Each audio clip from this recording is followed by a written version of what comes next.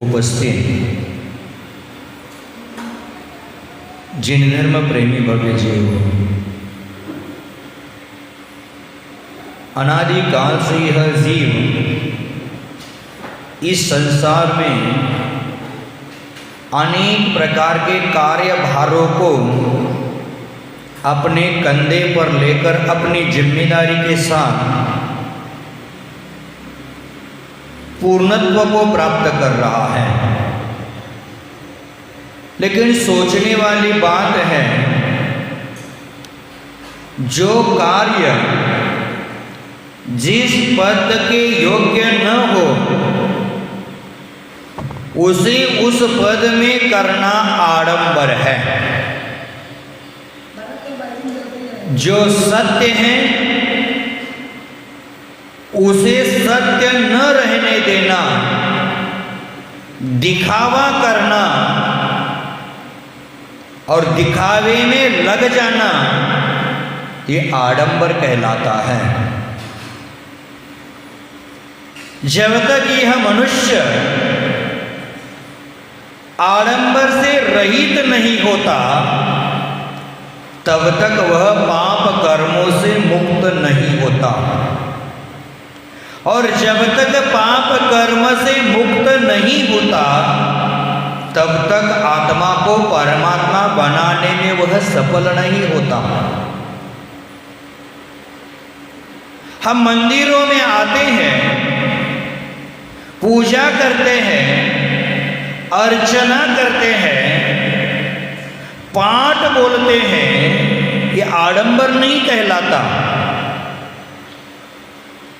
आडंबर तात्कालिक परिस्थिति को त्रैकालिक बना करके धर्मादि क्रियाकलाप करना आडंबर है।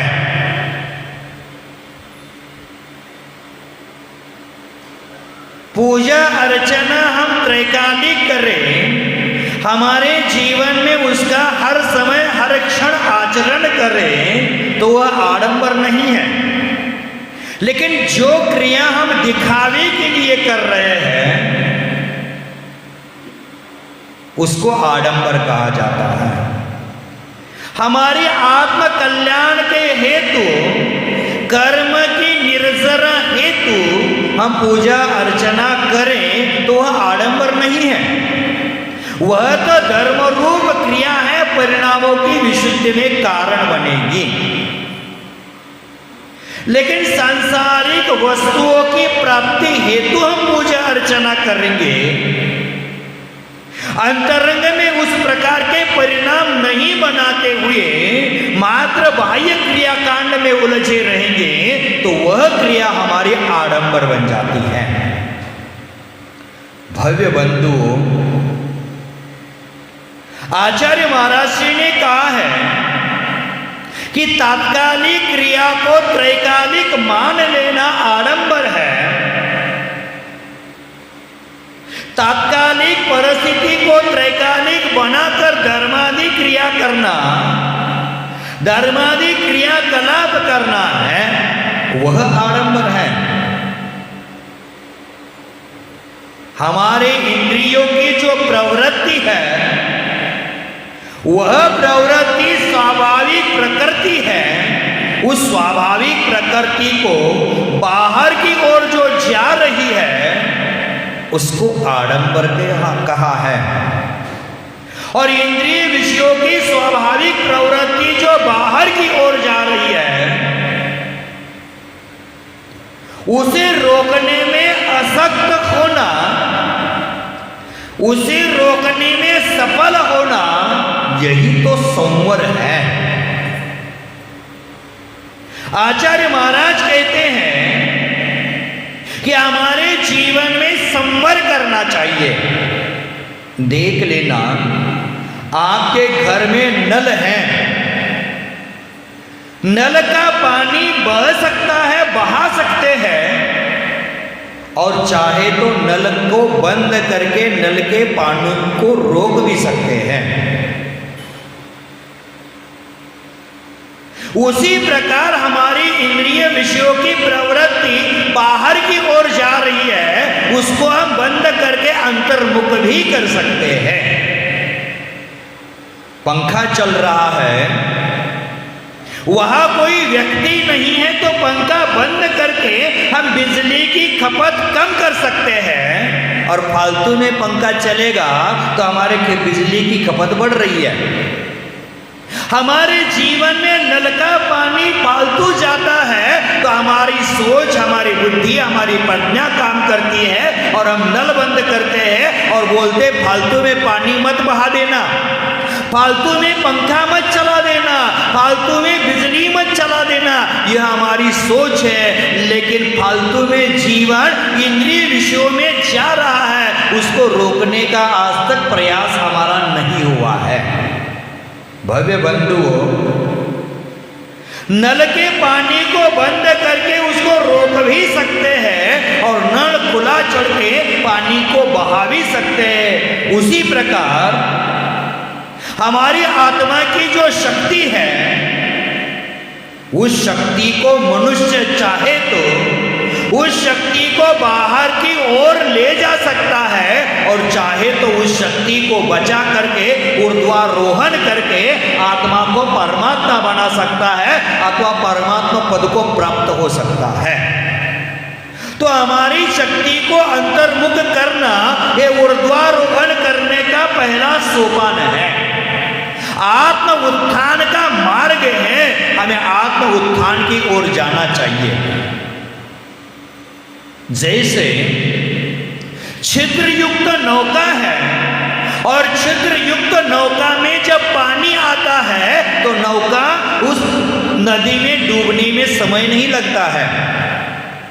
उसी प्रकार हमारे अंतर रूपी नौका में, हृदय रूपी नौका में कर्म रूपी पानी प्रवेश कर रहा है तो हमारी जीवन रूपी नौका इस संसार में डूबने में समय नहीं लगता है। जीवन रूपी नौका को इस संसार रूपी पानी में डूबने से बचाने के लिए हमें हमारे हृदय में मिथ्यात्व, अविरति, कषाय, प्रमाद, योग रूपी पानी प्रवेश कर रहा है, उसको रोकने का प्रयास करना चाहिए। उसको ही आचार्यों ने आध्यात्मिक भाषा में, शास्त्रीय भाषा में, आगमोक्त शब्दों में सोचा जाए तो उसको ही संवर कहा गया है। तो भव्य बंधु, हमारे जीवन में, जीवन नौका के छिद्र में व्रत, समिति, गुप्ति आदि के माध्यम से आते हुए कर्म रूपी पानी को हम रोक सकते हैं। जैसे यातायात के नियम होते हैं, सड़क पर चलने के नियम होते हैं। एक दिन कहा था, रुको, देखो, चलो और सुरक्षित घर पहुंचो। यातायात के नियम है, लाल बत्ती चलेगी तो रुकना पड़ेगा, ऑरेंज बत्ती चलेगी तो इधर उधर देखकर आगे बढ़ सकते हैं, और हरी बत्ती आप बंद कर भी चले तो हम घर पहुंच सकते हैं। यातायात के नियम पालने वाला व्यक्ति है, उसके जीवन में वह एक्सीडेंट से बच सकता है। उसी प्रकार आगम के नियमों का पालन करने से, धर्म के नियमों का पालन करने से, गुरुओं के उपदेशों का अपने जीवन में आचरण करने से हम पापों से बच सकते हैं। भव्य बंधुओं, अनादि काल से हमने परवस्तु के प्रति जो अपनत्व की भावना बनाए कर रखी है, उस अपनत्व की भावना से रहित होना ही कर्मों का संबर है। प्रत्येक वस्तु में मैं, मेरा ही की भावना है। देखो, आचार्य महाराज ने एक दोहा लिखा है, मैं बकरी करे गला कटाया जाए, तुई मैना करे बैठी मेवा खाए। मैं, मेरा, मैं की रट लगाता रहता है जिंदगी में, मेरा की रट लगाता है जिंदगी में। देखो, दो अक्षर दुख के कारण है, मैं मेरा, मारो, कन्नड़ में नंद कहते हैं, मराठी में माझं कहते हैं। जो मेरा मेरा करने की भावना है वही दुख का कारण है, वही संसार में हमें भ्रमित करा करके 84 लाख योनियों में परिभ्रमण करने के लिए मजबूर कर रहा है। इंग्लिश में माय कहते हैं। ये दुख का कारण है, मोह दुख का कारण है और मोक्ष सुख का कारण है। मोह और मोक्ष दोनों की राशि एक ही है, लेकिन एक सुख का कारण, एक दुख का कारण। राम और रावण की राशि एक ही है, लेकिन राम का नाम आज भी सम्मान पूर्वक, आदर पूर्वक लेते हैं, राम की पूजा करते हैं और रावण के पुतले जलाते हैं। भव्य बंधु, हमारे जीवन में पापों से मुक्त होना है तो हमारे जीवन में आगम के नियमों का पालन करना पड़ेगा। गुरुओं के उपदेश को आचरण में उतारना पड़ेगा, तभी जाकर अपनत्व की भावना को हम रोक सकते हैं। और उसी को आचार्य भगवंतों ने संवर कहा है और 12 भावना में संवर भावनाओं को महत्व दिया है। भव्य बंधु, संवर का अर्थ है आते हुए कर्मों को रोकना। हमारे घर में धूल आ रही है और हमारे घर को धूल से बचाने के लिए हमें स्वयं ही खिड़की को बंद करना पड़ेगा, दरवाजा बंद करना पड़ेगा, तब जाकर वहां धूल आना बंद हो जाएगी। उसी प्रकार हमारी आत्मा में जो कर्मों की धूल आ रही है, उस कर्मों की धूल से हमारे जीवन को बचाना है, आत्मा को सुरक्षित रखना है, तो सबसे पहले हमारे लिए इंद्रिया और मन रूपी खिड़की दरवाजा को बंद करना पड़ेगा। इंद्रिया और खिड़की रूपी दरवाजा और खिड़कियां खुली रखेंगे तो हमारे जीवन में कर्मों का आना बंद होना बहुत मुश्किल है। तो आचार्य महाराज कहते हैं कि हमारे जीवन में संवर तत्व को अपनाना पड़ेगा, आने वाले कर्मों को रोकना पड़ेगा। जो मनुष्य संवर करने हेतु विचार करता है, संवर करने की बात सोचता है, तो वह अपने जीवन में व्रति समिति गुप्ति आदि का आचरण करता है। और जो संवर के कारणों का विचार नहीं करता है, आचरण नहीं करता है, चारित्र के पथ पर नहीं चलता है, व्रतों को ग्रहण नहीं करता है, वो हमेशा दुखों से संतप्त होकर के चिरकाल तक संसार में परिभ्रमण करता रहता है। भव्य बंधु, इस संसार के परिभ्रमणों से छूटना है, कर्मों से बचना है, तो संवर के विषयों को समझ करके, जान करके उसको अपनाना पड़ेगा।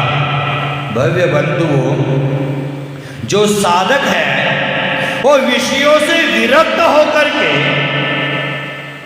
मन को हरने वाली, मन को परास्त करने वाले इंद्रिय विषय हैं, उनसे दूर रहते हैं, उन इंद्रिय विषयों में प्रवृत्ति नहीं करते हैं, वही साधक संवर का तत्व अपने जीवन में अपनाते हैं और वही साधक कर्मों की संवर करते हैं और कर्मों को रोक करके वही साधक आत्मा को परमात्मा बनाने के अधिकारी बन जाते हैं। भव्य बंधु, कर्म रूपी मेहमान है, आत्मा के घर में विराजमान है, उसे भगाना चाहते हो तो उस कर्म रूपी मेहमान को मोह मायादि का भोजन देना पहले बंद करो। उसकी खातिरदारी करोगे उतना दिन वह आपके पास रहेगा ही। जो मन रूपी दर्पण है उस मन रूपी दर्पण में मिथ्यात्व, अज्ञान, अविरति आदि के जो धूल जम चुकी है उसको सबसे पहले साफ करो, तभी जाकर उसमें हमारा चेहरा दिखेगा।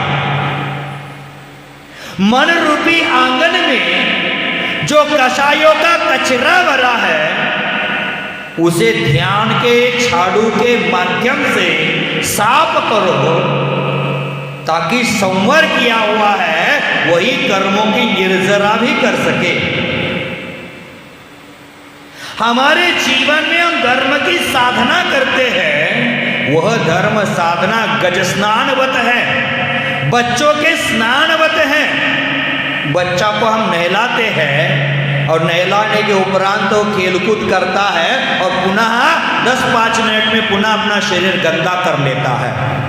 उसी प्रकार हम मंदिरों में आकर पूजा अर्चना कर लेते हैं, प्रार्थना कर लेते हैं, स्वाध्याय कर लेते हैं, प्रवचन सुन लेते हैं और पुनः अपने परिणामों को गंदा करने वाले सांसारिक विषय कषायों को अपना मान करके वह धूली अपने शरीर पर उड़ा देते हैं।